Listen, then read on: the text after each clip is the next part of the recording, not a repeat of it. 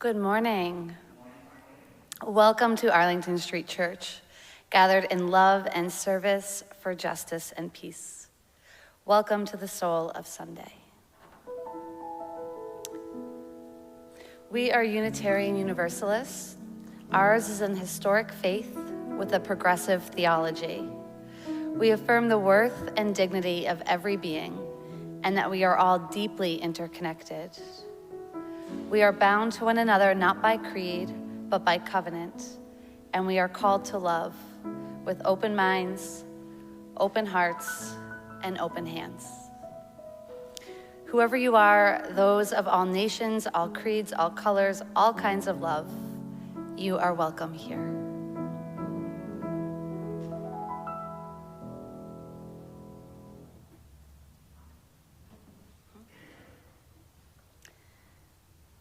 And for our chalice lighting, just breathing in.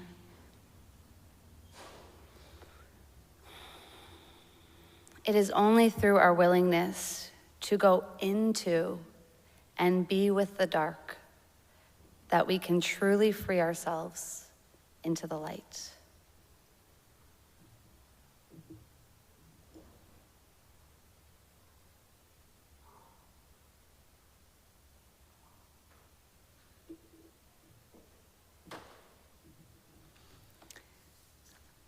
As we gather, we acknowledge that Arlington Street Church occupies the ancestral homeland of the Massachusetts. By making this land acknowledgement, we recognize, honor, and affirm the sovereignty of all First Nations peoples. And good morning. Welcome to our Zoomers. Welcome to our congregation. Welcome, welcome, welcome, and a very special welcome to all of our visitors, and especially my mom. Hi, Mom. Many thanks to our volunteers here in the sanctuary today. We have our tech team. Rich Abreu is on Zoom deck. Frank Lee is in the Zoom chat. Sandy Dixon is behind the camera. Hi, Sandy. Good to see you. And Art Nava is on sound. Thank you to the Great Doors team, ensuring that we can gather safely in person. Queen Cheryl, Barbara Geinhardt, Rachel Corey, and our greeters. And Jeffrey Hale, who is our lead usher. Thank you. And thank you to our musicians, Cheng Cheng on our piano, and our section leader, Hannah Shanefield. Our worship coordinator is Darrell Waters. And Hannah rapid tested this morning, so she can sing unmasked. We've closed the first 4 pews up front to keep everyone safe. And a reminder that those in the sanctuary should be physically distancing from those who are not in your family or pod.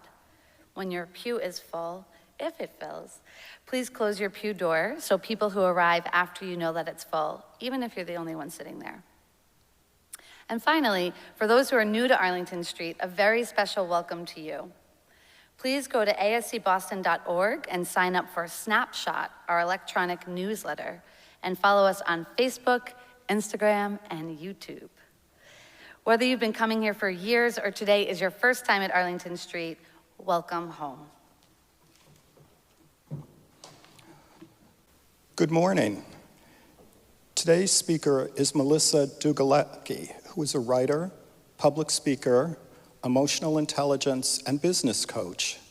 As a bereaved mother, she has spent the last 7 years studying the energies associated with grief and educates others through the adversities entangled in all kinds of loss. She is a member of the Arlington Street Church Worship Committee and on the board of directors for the Neck Society, which is the disease from which she lost her daughter, Layden. Of all her roles, being Layden's mom is the most important to Melissa. Welcome home, Melissa. If you haven't already downloaded today's order of service, it's available in the chat on the homepage at ascboston.org. For our guests here in the sanctuary, there are printed copies at the Great Doors. As we begin our greetings, I invite the Zoomers and those here in the sanctuary with a device handy to please say hello in the chat and tell us where you're zooming in from today. And now, Sandy is going to turn the camera on the incarnate congregation as we wave and smile at each other, as well as at our friends in the Zoom room. And you all in the Zoom room can wave and smile back. Hello, friends.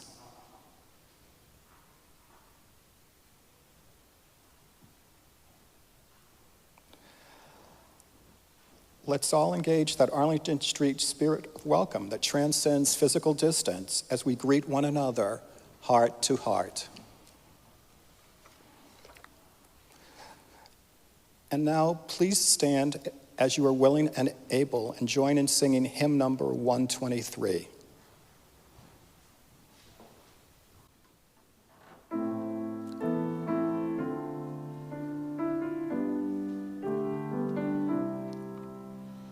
Spirit of life, come unto me.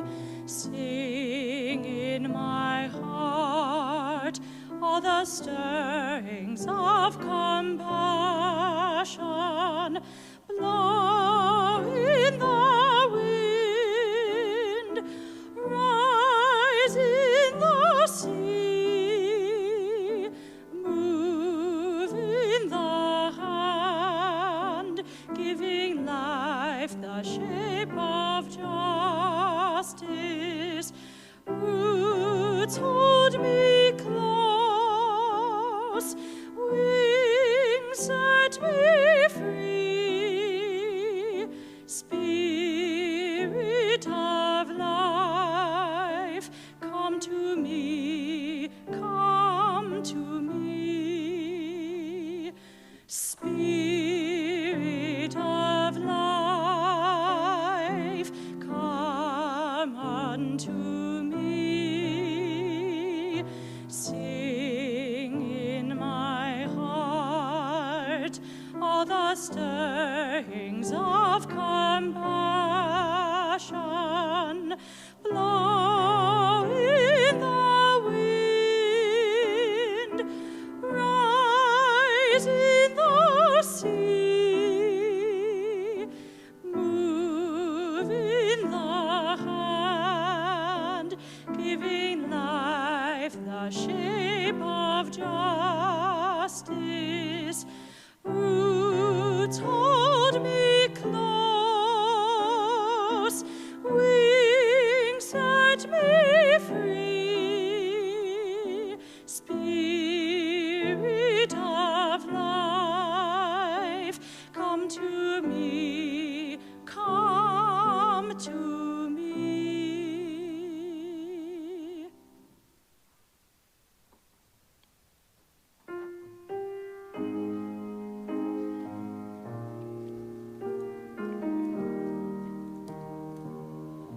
Open my heart to be a sanctuary,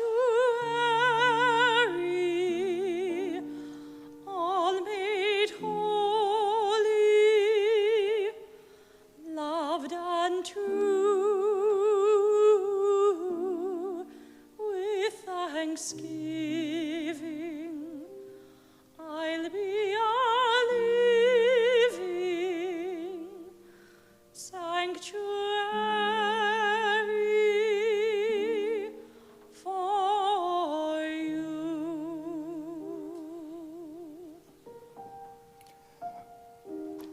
It is now time for our treasured ritual of sharing community candles of sorrow and joy.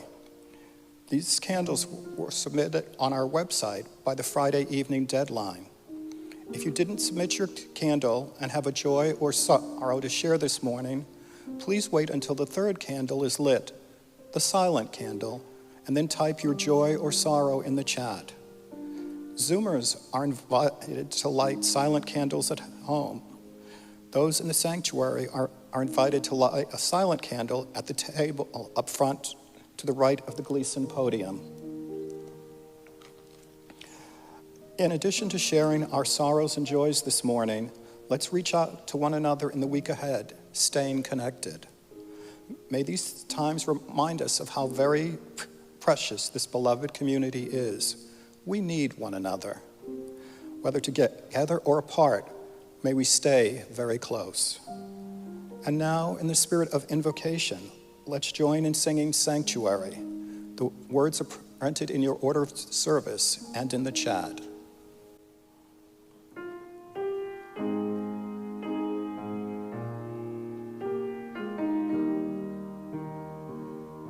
Open my heart to be a sanctuary, all made holy, loved and true, with thanksgiving. I'll be a living sanctuary for you. Some of us come today with heavy hearts. We open our hearts to you. a mixed candle from the Arlington Street Church community as we acknowledge the announcement of the upcoming retirement of Dr. Anthony Fauci later this year. During his over 40 years in public service, he's led us through several public health crises, the latest being the COVID-19 pandemic. Dr. Fauci, you'll be missed.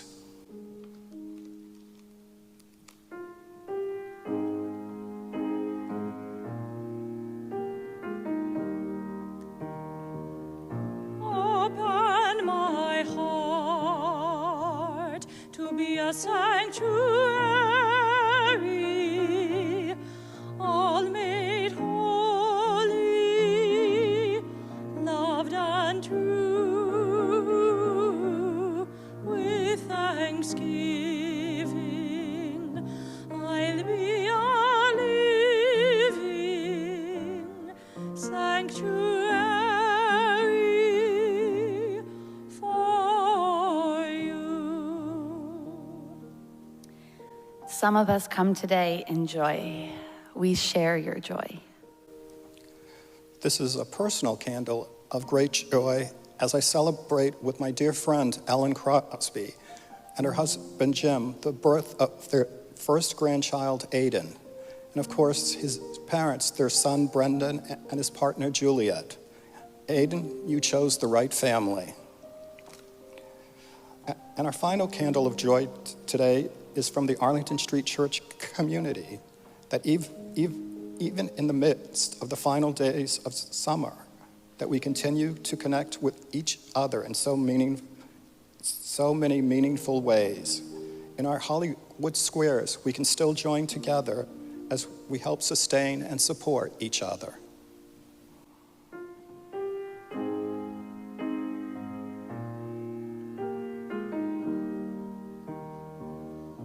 Open my heart to be a sanctuary, all made holy, loved and true. With thanksgiving, I'll be a living sanctuary for you.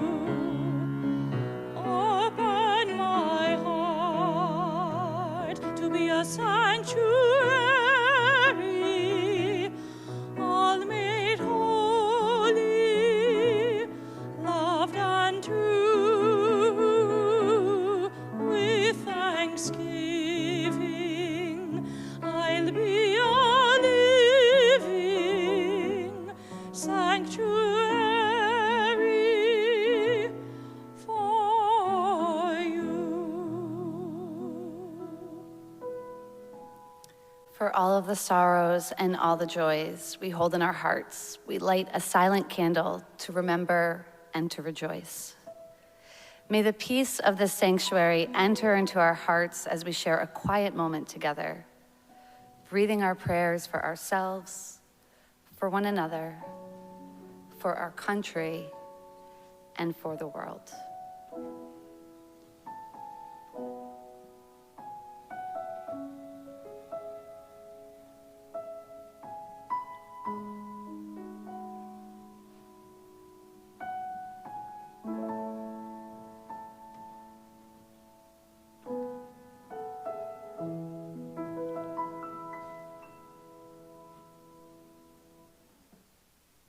Let's join now in saying together the affirmation and covenant of this beloved spiritual community. The words are printed in your order of service and in the chat. Love is the spirit of this congregation, and service is our gift. This is our great covenant to dwell together in peace, to speak our truths in love, and to help one another. Es el espíritu de nuestra congregación y el servicio es nuestro regalo. Esto es a lo que nos comprometemos, convivir en paz, hablar nuestras verdades con amor y ayudarnos los unos a los otros. Please stand as you are willing and able and join in singing hymn number 1010 in the teal hymnal.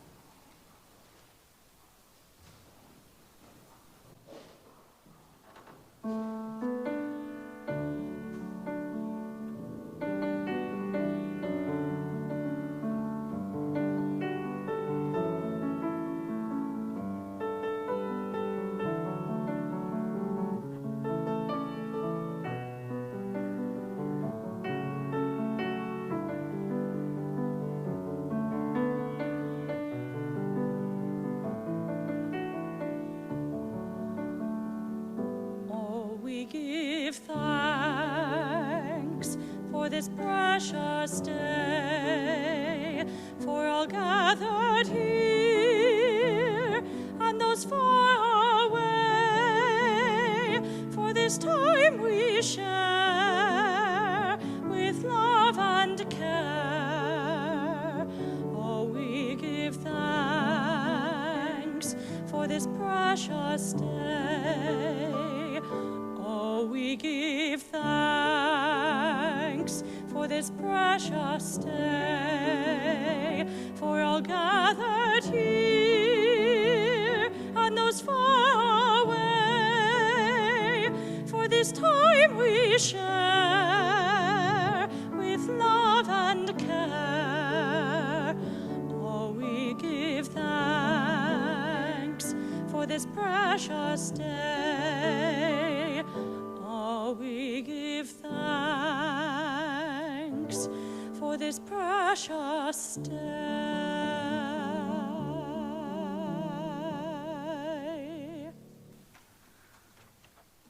Hello. I first discovered Arlington Street Church in January of 2014.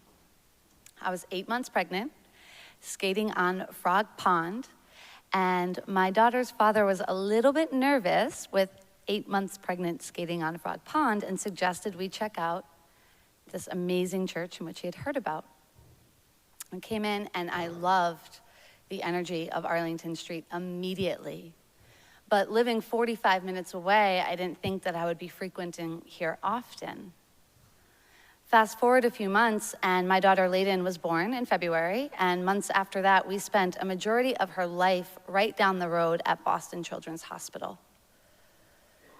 Of her 4 months of life, 99 of those nights were spent at Boston Children's Hospital, and not only did I appreciate Arlington Street Church, but Arlington Street Church was truly my sanctuary, the place in which I was held in the scariest and most painful times. So it is an absolute privilege and honor to be able to speak here now and connect with you all in a whole other way. In the time since losing my daughter, who passed in June of 2014, I like to say that she's led me to a lot of places. She led me here. She has since led me to study health, emotional intelligence. She has led me to travel outside of the country, and of course led me right back here. But one of the things she led me to become an expert in is grief. And I invite you to pause when you hear grief and notice what you feel in your body or what comes to your mind. Often when we hear grief, it's associated with something terrible, something catastrophic. And this morning, I really want to invite you to expand that definition and understand the underlying power that actually lies within grief. And also that grief exists on a day-to-day basis.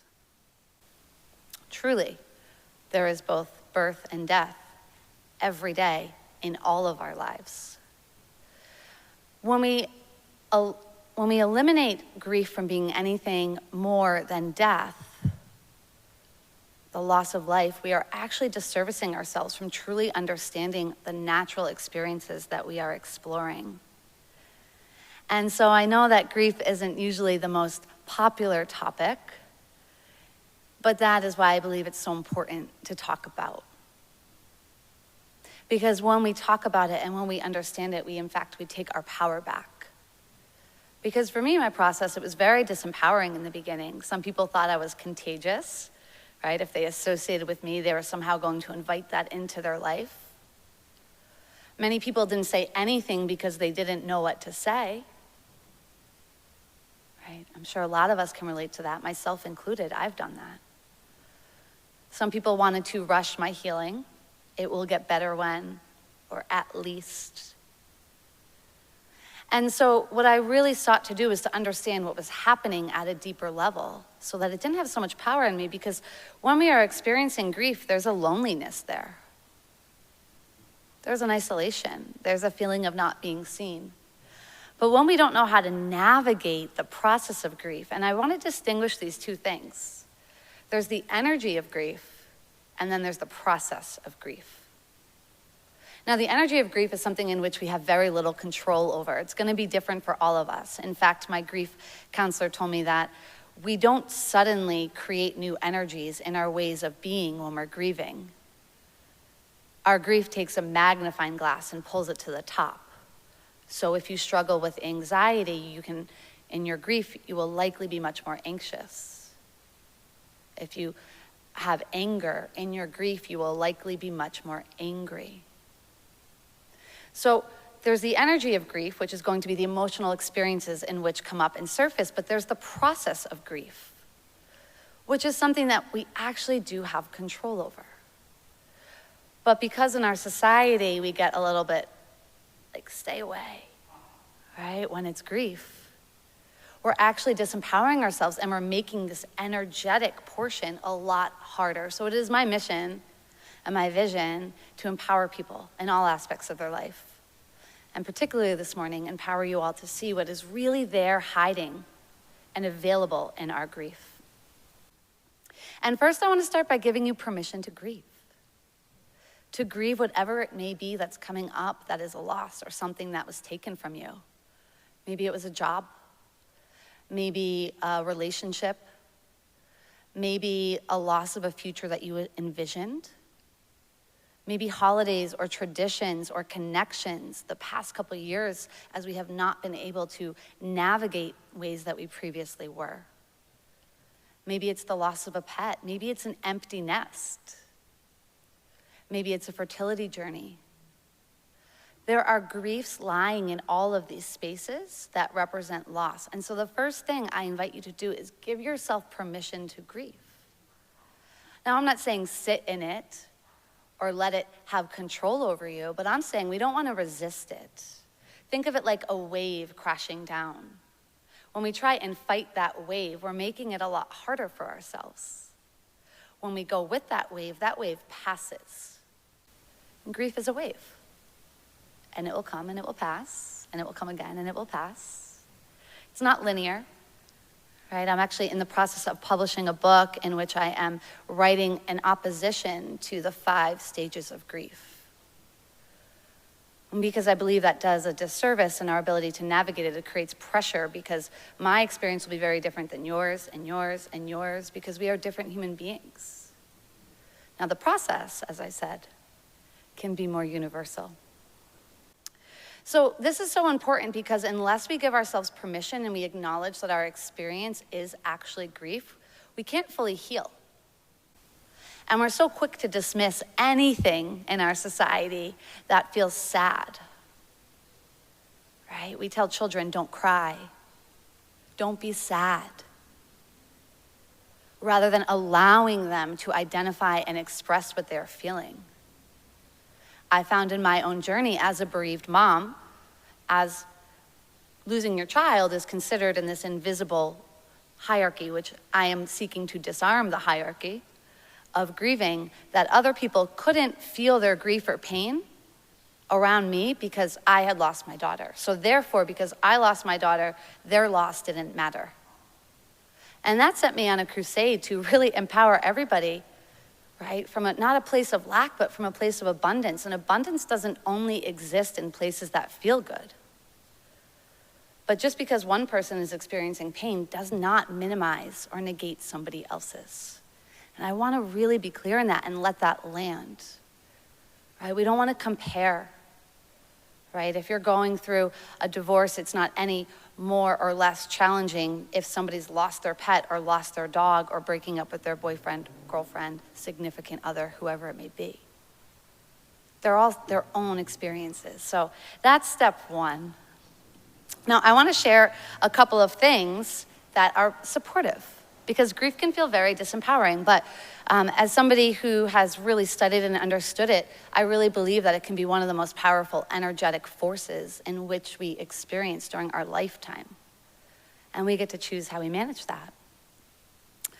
So one thing that is really, really powerful is this concept of knowing your teammates. Now, this can be holidays, this can be anything that you're navigating, but you can just look around. This doesn't even have to be to grief specifically. Look around and understand who is really good at each thing in your life. Because here's the truth, there's not a single person that can meet all of our needs. So then rather than looking for somebody to meet our needs, all of them in a way in which they can't possibly do, we can actually strengthen a relationship by being clear on a need somebody can meet and seeking for them to meet that need. A different need somebody else might be able to meet and allowing them to meet that need. I'll give you an example. A few types of teammates in which I was taught and studied are listeners, people who can listen. Here's the key. Everyone thinks they're a good listener. Not many people are, okay? To be a good listener means that you are not interjecting your experience. You're not saying, oh, when that happened to me. You are not advising, oh, you should do this. You're not dismissing, well, when are you gonna feel better? A listener can just hold. That takes a lot. Now, a listener can say, would you like me to just listen, or would you like me to give some advice? So now, not only are we looking at what types of people can be a listener or that teammate in our life, we look at, can I be that for somebody? A second type of teammate is a distractor. People who their strength is not sitting in the heavy. We don't need to make it right or wrong. They can love you just as much as somebody else, but that's not something they've cultivated the ability to do. So allow them to distract you. Going out to the movies, a walk, a hike, dinner, whatever it may be, that takes your mind, because you can't always be in it. A third type is a doer, right? I have a lot of doers in my life because I'm a doer. I like to get things done. But think of that to-do list, right? So whether it's getting things for a memorial service or helping clean a house if you're moving or packing things up, looking into things, organizing, ordering. It's like the love languages of grief. They want to express their love and care through doing. Now think, if you go to a doer and you ask them to listen, they're not going to be able to listen well if that's not their skill set. So let's ask our doers to do, and our listeners to listen, and our distractors to distract. Now we become the coach and the orchestrator of our own healing journey. This doesn't just apply into your healing, this can apply in your whole life. And I'm telling you, this is a concept that has changed my world. Speaking of world, another thing that we get to do when we're navigating challenge is we build our world. So a lot of people say, and this was a myth, it gets better when? Has anyone here heard that? Anyone on Zoom heard that? Anyone here in the congregation heard, it will get better when? Has anyone ever said that to them? Maybe? Yeah, it will get better when. It's a myth. Okay? Now what happens is it does get better. I will tell you that. This is not doom and gloom. But things will come in waves. I've worked with clients in all different parts of their grief journeys, and I've had people who, 12 years, it hits. Some people, 12 weeks, 12 minutes. We are unique beings. Our healing, therefore, is going to be unique. So when we talk about building our world, this is a way in which we support healing. I want you to envision a circle, like this is your world. And when your loss or your grief or your pain happens, this whole world feels like shattered. What we don't do is wait for this to just get better. We start building our world. So we start adding layers. And so the circle itself may not actually change in size. My daughter is still gone. That hasn't changed. That pain is still there. However, I've built my world. And in building my world, the percentage of space that it takes up is significantly less. Another tool that we get to source when we are giving ourselves permission to grieve is to cultivate an environment of healing, of nourishment. This is a hard one. Quite often we seek comfort food, comfort drink, right? Comfort, insert the blank, comfort shopping. We seek things that are going to ease the pain in the moment by providing comfort, but if we truly want to heal the wound and get in there and be in the dark, we want to cultivate an environment that is going to provide us the landscape to do so, which is not a Band-Aid, a quick fix, a distraction. It's going to be fueling and nourishing your body from the things that you eat, you drink, the podcast you listen to, the people you are around that are constantly moving you in the direction of growth, of healing. It is ignoring the places of toxicity, whether it's consumption literally into your body or energetically into your mind. You give yourself permission to grieve, and you give yourself permission to be an absolute ninja with making sure that anything that comes into your space is supporting your healing. And one final part of the process that can be very powerful when we're going through this is actually rooted in Ayurveda. Now, if you're not familiar with Ayurveda, it's an ancient study sourced in India about energy and how it connects. And there are 3 doshas: Vata, air; Pitta, fire; Kapha, earth. And the belief is that if anything is off in your health, your mind, your life, there is an imbalance of these doshas. So what we get to look at is in our healing journey, 1, Vata, awareness, thought, air. What's coming up? What's being triggered? What's happening? How am I giving myself permission to ride this wave instead of fighting it? Step 2, Pitta, action, fire. What teammates am I sourcing? How am I building my world? How am I cultivating my environment? What action am I taking that fuels my healing? And number 3, Kapha, grounding, earth, reflection. Looking back on how that worked and how that served me. This is one we often forget in our society. We'll go thought, action, thought, action, thought, action. Making space for the reflection to see how something truly served you can be the difference between going loop, loop, loop on repeat and moving forward. Vata, Pitta, Kapha for your life and your grief. Now, what I found to be true, as I mentioned, I'm publishing a book, and a lot of it was inspired from hundreds of clients that I've worked with in their own journeys, right? It could be chosen grief. You might choose your own grief. Give yourself permission to still grieve. Just because you chose it doesn't mean you are deprived of experiencing the pain of that loss. For example, if you choose to leave a relationship, that can be chosen grief. It can be the right choice for you, but you can still grieve the pain of that connection, that loss, that future you imagined. But what I've found with the hundreds, truly thousands of individuals that I've worked with is a common denominator, no matter their story, no matter their grief, no matter their background, societal status, anything.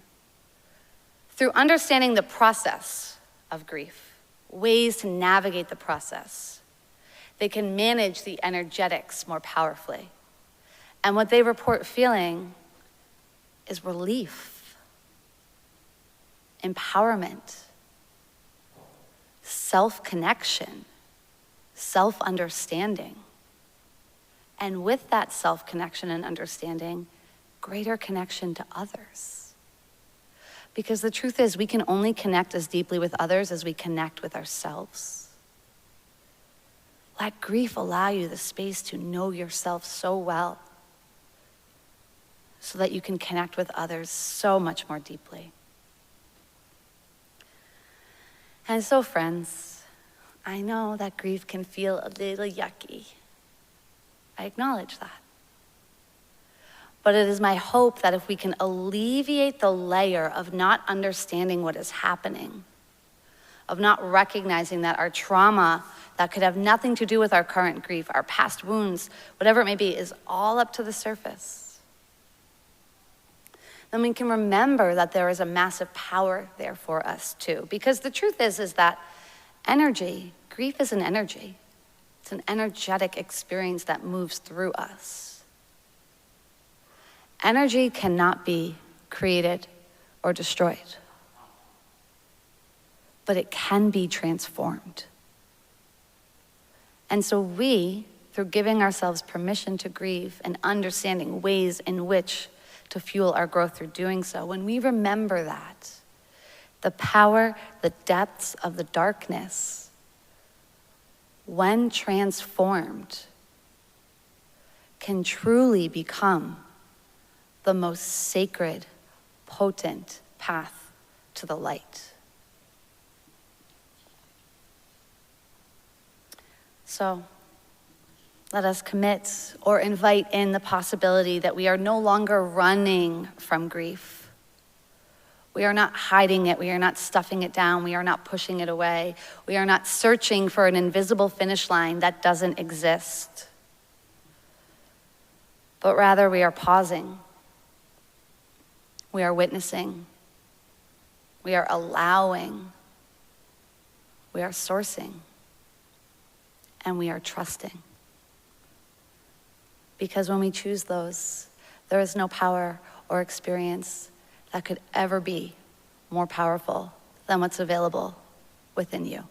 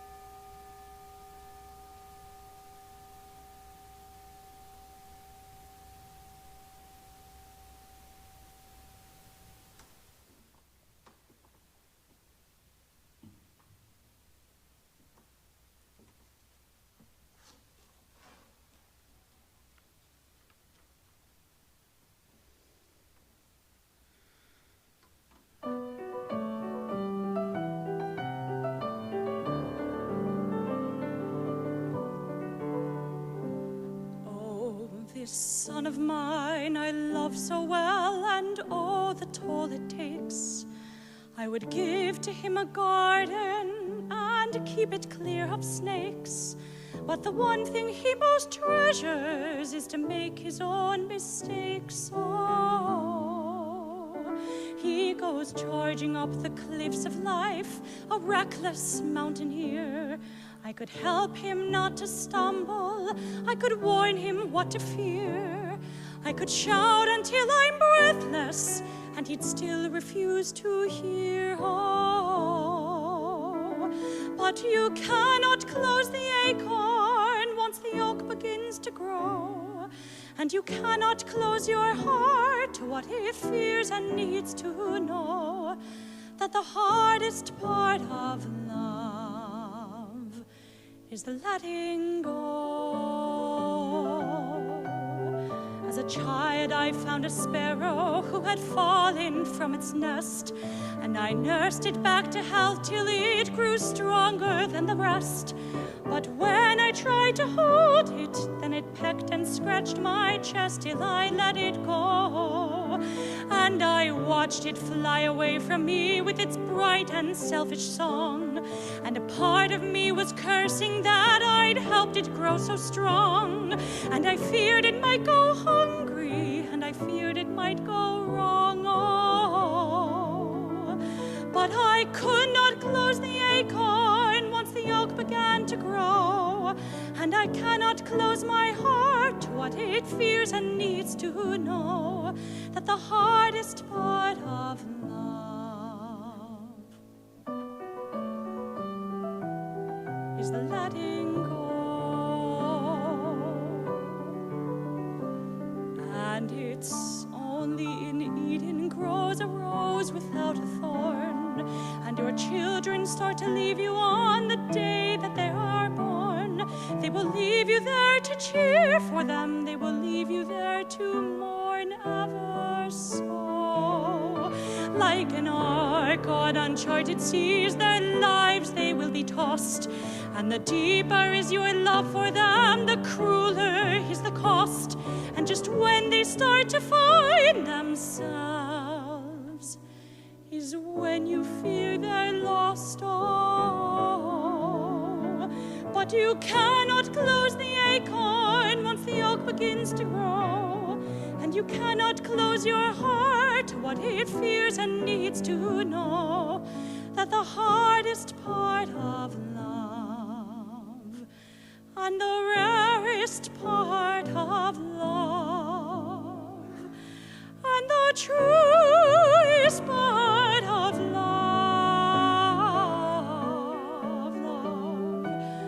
is letting go.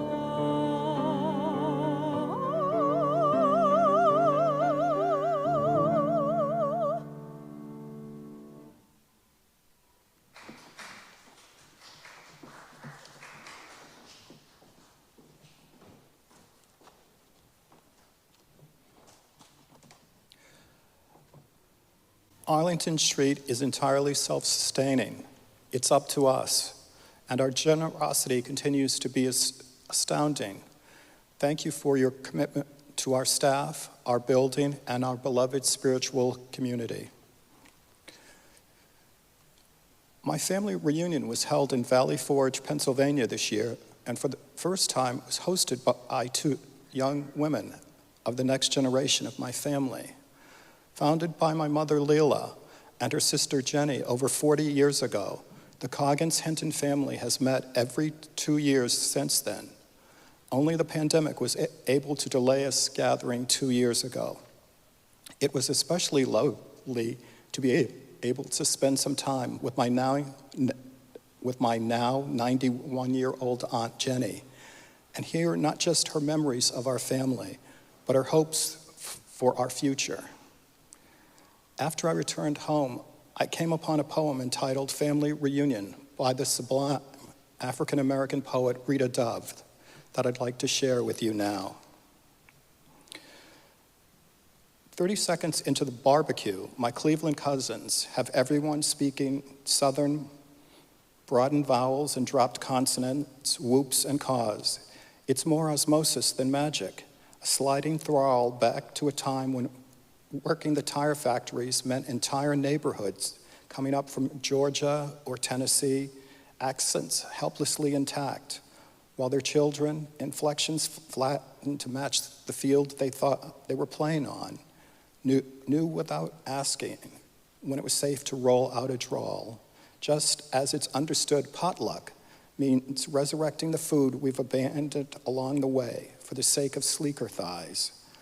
I look over the yard to the porch with its battalion of aunts, the wavering ranks of uncles at the grill. Everywhere else, hordes of progeny are swirling, and my cousins yakking as if they were waist deep in quicksand, but like the books recommend, aren't moving until someone hauls them free. Who are all these children? Who had them, and with whom? Through the general coffee tones, the shame genetics cut a creamy swath. Cherokee's burnt umber transposed onto generous lips. A glance flares gray above the crushed nose we label anonymous African. It's all here. The beautiful geometry of Mendel's peas and their grim logic. And though we remain clearly divided on the merits of okra, there's still time to demolish the cheese grits and tear into slow-cooked ribs so tender we agreed they're worth the extra pound or two. Our menfolk swear we'll always bring them home. Pity the poor soul who lives a life without butter, those pinched knees and tennis shoulders and hatchety smiles. Please take a moment now to join me in giving to our beloved spiritual community and filling our virtual collection plate. You can mail a check to the church or use the envelopes in the pews, which can be handed to me or any of our ushers after the service. You can give online by scanning the QR code in the order of service or by going to ascboston.org. Or you can text your gift to the church by sending a message with the word GIVE, G-I-V-E, to 617-300-0509. Each Sunday, we share our collection plate with a partner in our mission of love, service, justice, and peace. This summer, as always, we're directing our gifts to the Emergency Response Fund. Over the years, we've used this money to support survivors of local emergencies and to help in rescue and rebuilding efforts following natural and unnatural disasters nationally and around the world.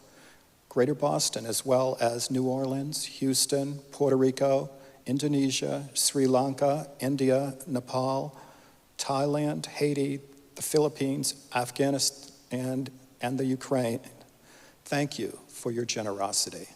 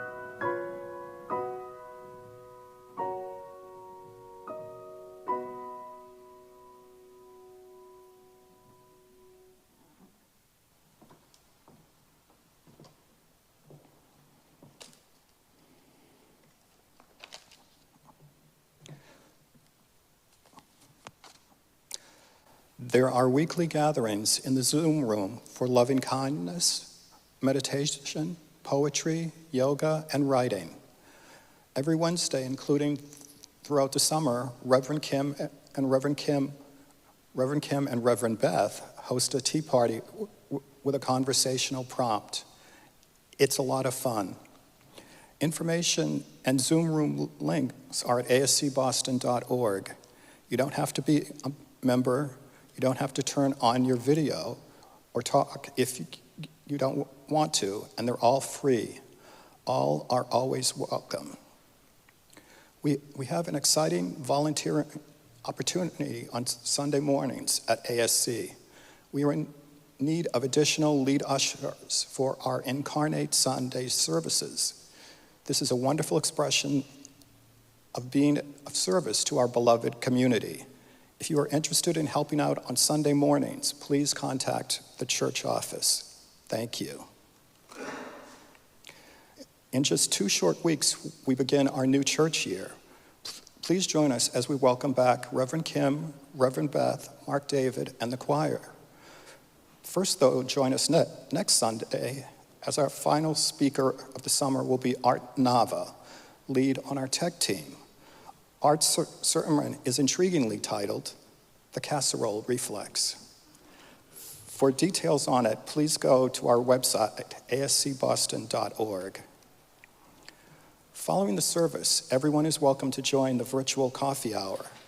If you'd like to participate, please answer yes to the breakout room invitation that will appear on your screen. Melissa and I will be out front. If you're here in person, please come say hello after virtual coffee hour. Thanks to all of you who joined in today's service and to all those who made it possible. Remember, we're all in this together. Our final hymn will be hymn number 128 in the gray hymnal. Please stand as you're willing and able. Hymn number 128.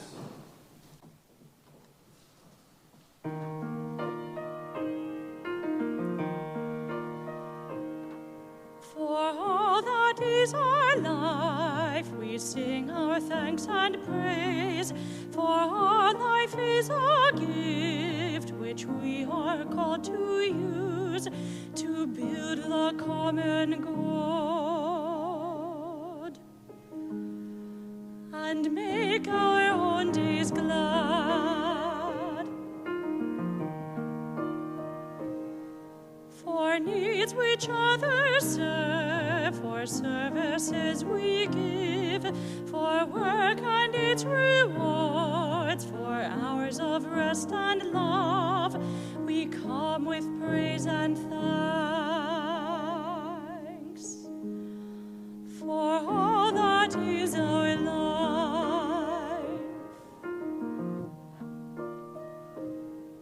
For sorrow we must bear, for failures, pain, and loss, for each new thing we learn, for fearful hours that pass, we come with praise and thanks for all that is our life, for all that is our life, we sing our thanks and praise, for all life is a gift which we are called to use to build the common good and make our own days glad.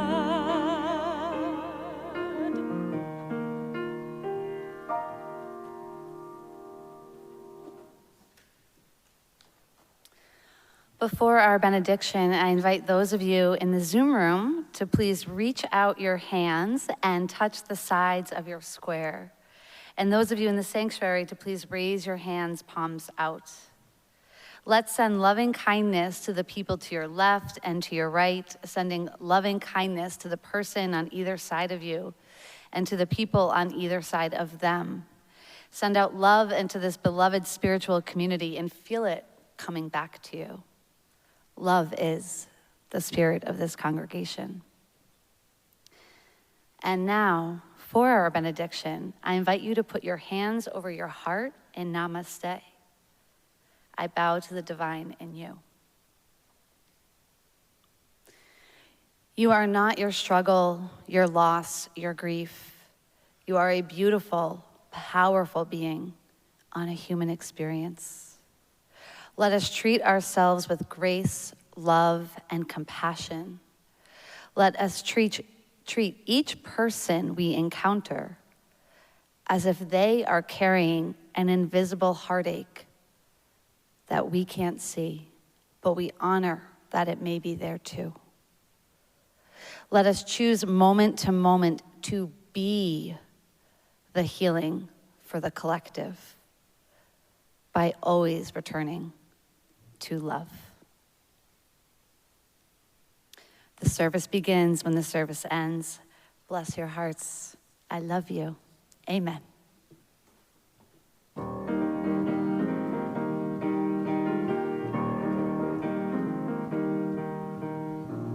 Where you go, I will go, beloved. Where you go, I will go. Where you go, I will go, beloved. Where you go, I will go. For your people are my people. Your people are mine. Your people are my people. Your divine, my divine. Where you go, I will go, beloved. Where you go, I will go. Where you go, I will go, beloved. Where you go, I will go. For your people are my people. Your people are mine. Your people are my people. Your divine, my divine.